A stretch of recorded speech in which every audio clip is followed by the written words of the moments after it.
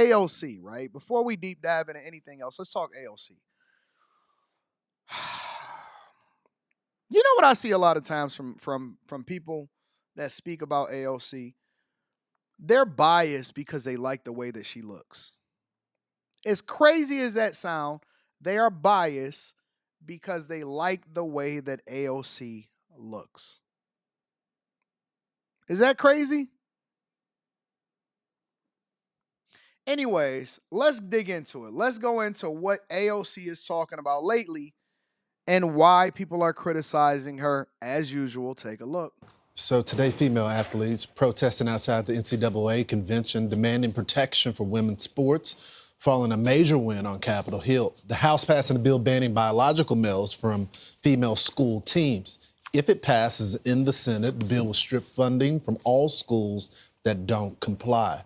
Our next guest was on Capitol Hill yesterday when it passed. Host of the Gaines for Girls podcast on Outkick.com, Riley Gaines, joins us now. Good morning, Riley.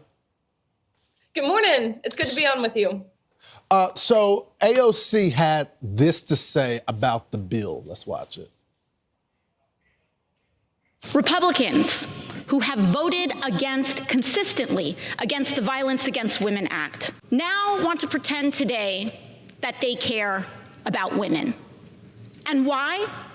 To open up gender and, yes, genital examinations into little girls in this country in the so-called name of attacking trans girls. Let me pull up the whole speech. I want to go into the whole speech. There's no need to, I don't like it when people clip it up. I'm going to just play the whole speech and then we're going to come back to the commentary.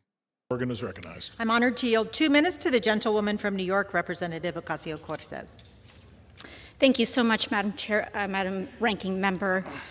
Here we are today, Republicans who have voted consistently against the Violence Against Women Act, who have taken away the right of all women to choose and have control over their own body, who, as women are bleeding out in parking lots across the country, standing there, allowing us to die, now want to pretend today that they care about women.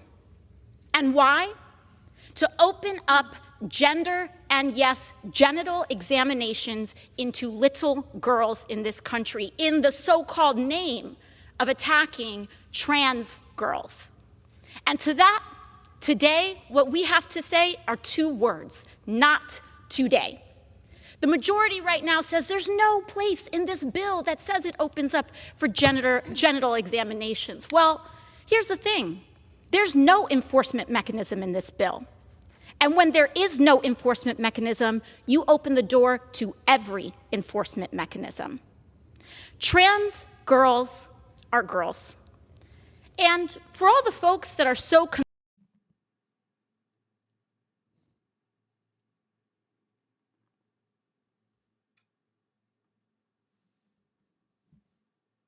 you open the door to every enforcement mechanism. Trans girls are girls. And for all the folks that are so concerned, thank you for your concern about women for the first. Trans girls. Trans girls are girls.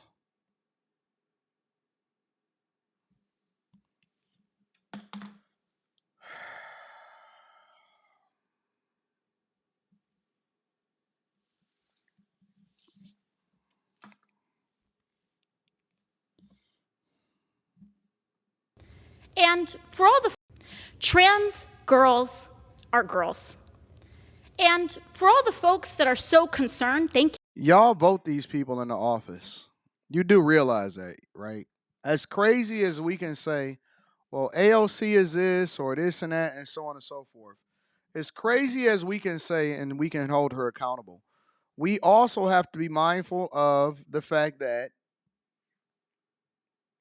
her constituents are rocking with her. She just won in the last election, and by a wide margin. And she feels comfortable saying this because people overlook this type of stuff on a regular basis. This is why she feels comfortable saying this on the floor. you for your concern about women for the first time that I've seen. I don't know about y'all. I don't know who's been to gym class lately, but girls, even if you only believe in two genders, I've played co-ed sports all the time. But what this also opens the door. Even if you only believe in two genders, I play co-ed sports all the time.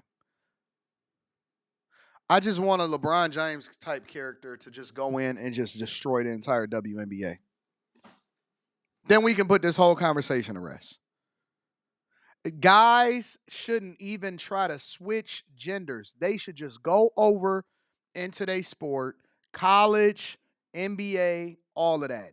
One season, just go in and destroy everything and everybody and say, hey, listen, I identify as a girl. You ain't even got to be gay. You don't even have to be really that. All you got to do is feel that you're different, put you on a Joanna Man wig. And trust me, I am not an advocate at all. Zero, zilch, nada. I don't believe that men should be in women's sports. I don't believe that men should be using women's bathrooms and vice versa.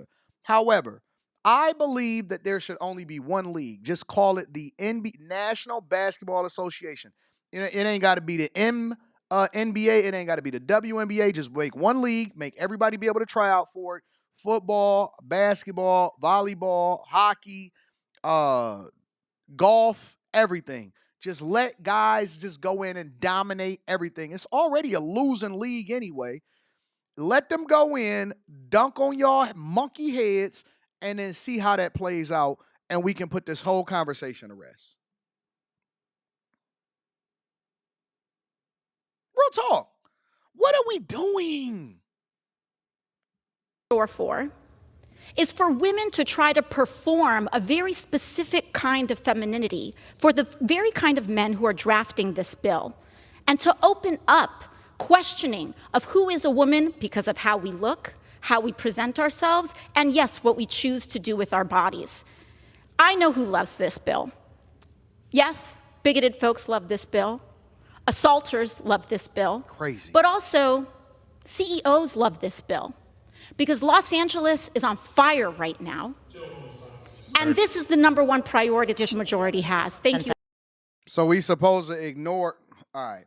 So let me get to the commentary over here on Fox Sports and see what they got to say about it, because I'm sure that they got somebody that can speak to this. Examining little girls. I mean, this is just off.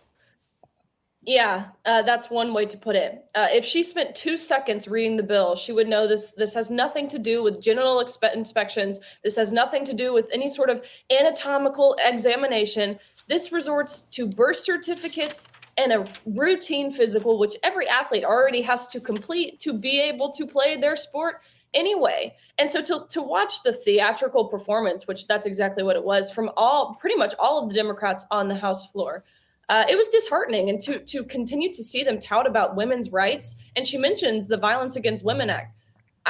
Do we remember how AOC voted on the Violence Against Women by Illegal Aliens Act? Because she voted in opposition. So, I mean, look at these people. Look how they voted on the Laken Riley Act. Look how they voted on the Save Women's Sports Act. And if they were a no on one or both, then they do not get to continue to say they support women and women's rights. So, Riley, I was actually surprised when I saw it was only 2 Democrats from the Texas delegation. So we got some Texas Democrats that have some sense. You got Representative Henry Cuellar and you got Vicente Gonzalez that voted for the bill.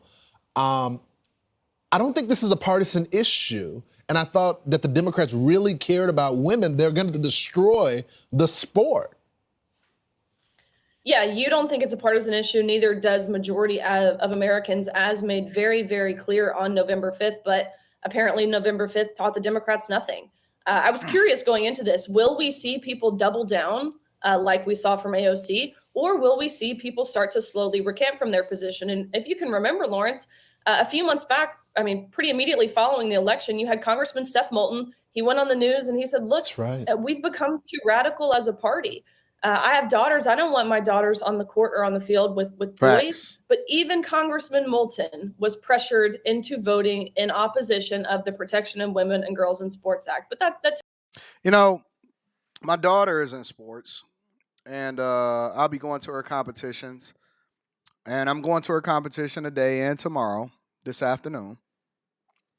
And my daughter has been training since what, 8, 7, 8, 9 years old or something like that. Since she was 7 years old.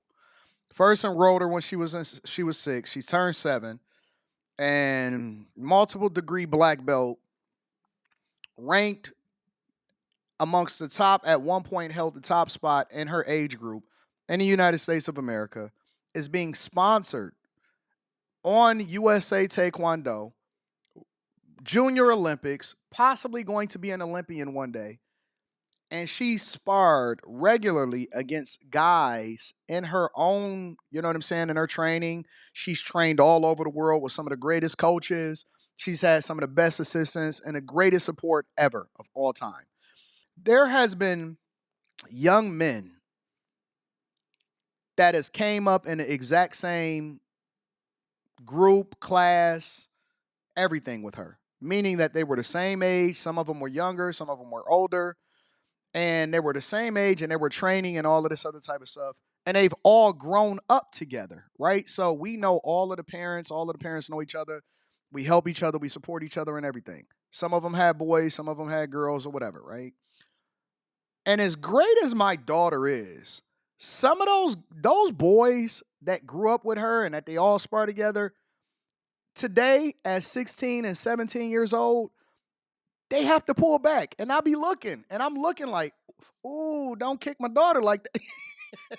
When they spar, they have to hold back because no matter how much training that she does physically, and those boys will probably never make it to the Olympics, but because she a girl, she probably will. Those boys physically could break my daughter in half if they wanted to. That's not to say that she's not good at what she does, or she's not great at what she does, or she don't put in the work, or whatever, so on and so forth. She get what she earned.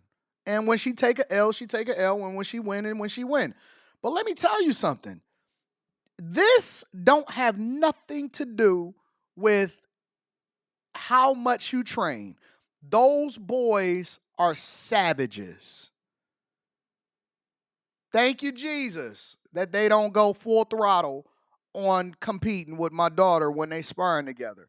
And they push her and all of that, but they know how far they can go. And then so they pull back because they don't want to hurt her. Thank you, Jesus. Don't hurt my daughter now. Then we're gonna have to go get the strap. You know what I'm saying? But my point is that, bruh, a boy, a biologically born male, has no place in women's sports or their bathrooms. Why is this even something that we're debating? Why is this something that they're advocating for? Why is this even something? Listen, if you don't even have children, you shouldn't even be able to vote on this inside of the Senate.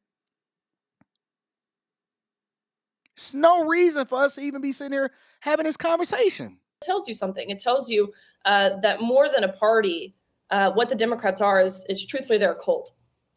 You know, I do find that interesting because we interviewed the congressman, and you thought that there was an epiphany on this issue.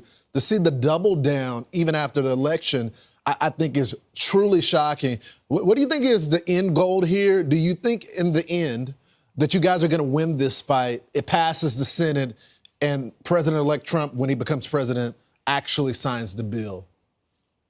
I'm very hopeful. The Senate seems to be a lot more bipartisan on these hot button issues than certainly the House does. So I'm hopeful.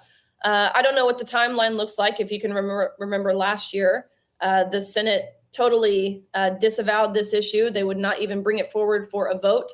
So nonetheless, it's a big step forward. And I'm hopeful that President Trump on day one, as he campaigned on, will take decisive action and ultimately ensure Title IX is upheld by its original intent.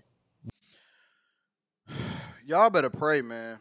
Y'all better pray. Y'all better vote. Y'all better becoming more informed. And y'all got to start holding y'all legislators accountable for some of the stuff that they see or some of the stuff that they're doing and participating in inside of these sports.